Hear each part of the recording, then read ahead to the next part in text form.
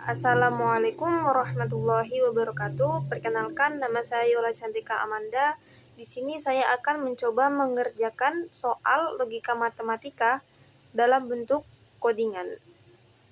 Mencoba ke soal yang pertama, yaitu P atau negasi Q atau negasi R implikasi Q ke implikasi P. Jadi kita akan mencoba yang di dalam kurung dulu. Yang pertama yaitu P atau negasi Q. Jika diubah menggunakan bahasa program yaitu menjadi P or not Q. Yang kedua yaitu negasi R implikasi Q. Jika diubah menggunakan bahasa program menjadi not R or Q. Jika digabungkan yang di dalam kurung yaitu P or not Q or not R or Q. Nah, jika ditambahkan implikasi P di belakangnya, yaitu not P or not Q or not R or Q or P. Jadi kita akan coba langsung menggunakan program.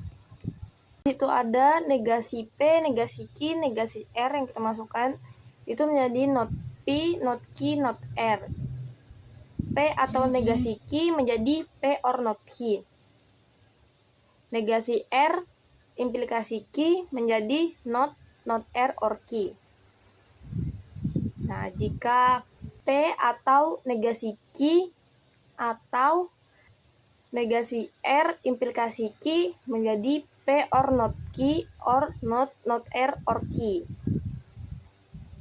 Ditambah implikasi Q, ditambah depannya not P or not Q or not R or Q or P. Kita akan coba programnya.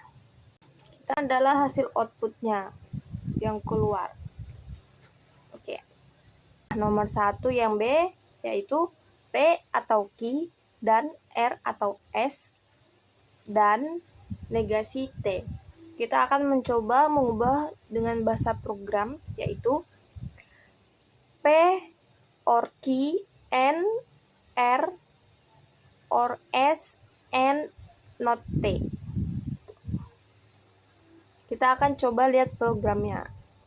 Nah, ini programnya.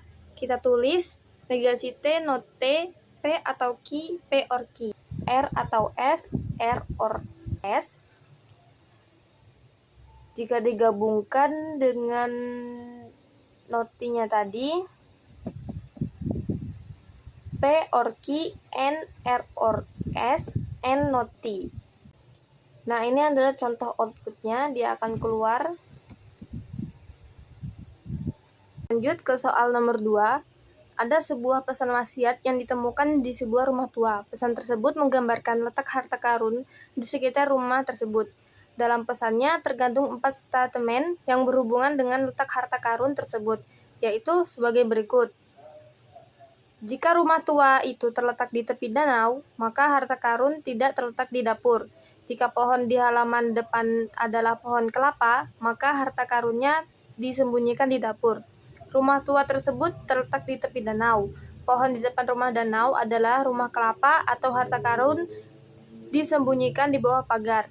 Gunakan prinsip penarikan kesimpulan untuk menentukan di manakah harta karun sebenarnya disimpan dan ditunjukkan dengan tabel kebenaran bahwa kesimpulan yang diperoleh adalah valid. Jadi kita akan cari premisnya. Premis 1, jika rumah tua itu terletak di tepi danau, itu maka premisnya P, maka harta karun tidak terletak di dapur. Itu negasi Q, jika pohon di halaman depan rumah adalah pohon kelapa, R, maka harta karunnya disembunyikan di dapur, Q. Rumah tua tersebut terletak di tepi danau. Premis ketiganya P, pohon di depan rumah tua adalah pohon kelapa, itu R, atau harta karun disembunyikan di bawah pagar, itu S. Jadi premis pertamanya P implikasi negasi Q, premis keduanya R implikasi Q, premis ketiganya P, premis keempatnya R atau S. Untuk mencari hasil akhir atau konklusinya, kita akan membuat modus ponens, modus tollens, dan silogisme disjungtif dengan cara menggabungkan premis 1 dengan premis 3, P implikasi negasi Q, P maka hasilnya 5 negasi Q menjadi modus ponens. Yang kedua, kita akan menggabungkan premis 2 dengan premis 5 tadi, R implikasi Q negasi Q hasilnya 6 negasi R menjadi modus tollens. Yang ketiga, kita akan menggabungkan premis 4 dengan premis 6 tadi, R atau S negasi R hasilnya S dengan silogisme disjungtif. S ini adalah konklusi. Jadi kita lihat programnya. Di sini saya akan memasukkan premis 1, premis 2, premis 3, premis 4, konklusi dan akhir. Premis 1-nya P implikasi not Q dengan not P or not Q. Premis 2-nya R implikasi Q not R or Q. Premis 3-nya P, premis 4-nya R atau S dimasukkan R or S. Konklusinya S. Akhirnya premis 1, premis 2, premis 3, dan premis 4-nya kita implikasikan ke konklusi yaitu S. Dengan programnya not premis 1, and premis 2, and premis 3, and premis 4 or konklusi. Dan ini adalah contoh outputnya. Lanjut ke soal yang nomor 3, diberikan dua himpunan A 2, 4, 6, 8, 10, 12, 14, 16, 18, 20, B 1, 3, 5, 7, 9, 11, 13, 15, 17, 19. Tentukan apakah himpunan A dan B bersifat saling lepas atau tidak lepas. Jika saling lepas, tambahkan semua elemen dari kedua himpunan ke dalam himpunan baru dan tampilkan hasilnya. Jika tidak, tampilkan irisan antara himpunan A dan B. Kita akan langsung lihat ke programnya. Apakah himpunan A atau B saling lepas atau tidak lepas. Di situ karena himpunan A dan B tidak ada angka yang sama, jadi himpunannya adalah saling lepas. Karena soalnya ditulis, jika himpunan saling lepas, tambahkan semua elemen dari kedua himpunan ke dalam himpunan baru dan tampilkan hasilnya. Di sini kita akan menggunakan program gabungkan semua elemen. Dan di situ sudah tertera hasilnya gabungkan semua elemen. Ke soal yang nomor 4, diberikan dua matriks A dan B sebagai berikut. A 1, 2, 3, 0, 4, 5, 6, 7, 8, dan B 1, 0, negatif 1, 2, 1, 0. A. Apakah matriks A dan B dapat dikalikan? Mengapa? B. Apakah dapat dihitung determinan dari hasil A kali B? Mengapa? Kita langsung ke coba di programnya. Kita akan masukkan per baris.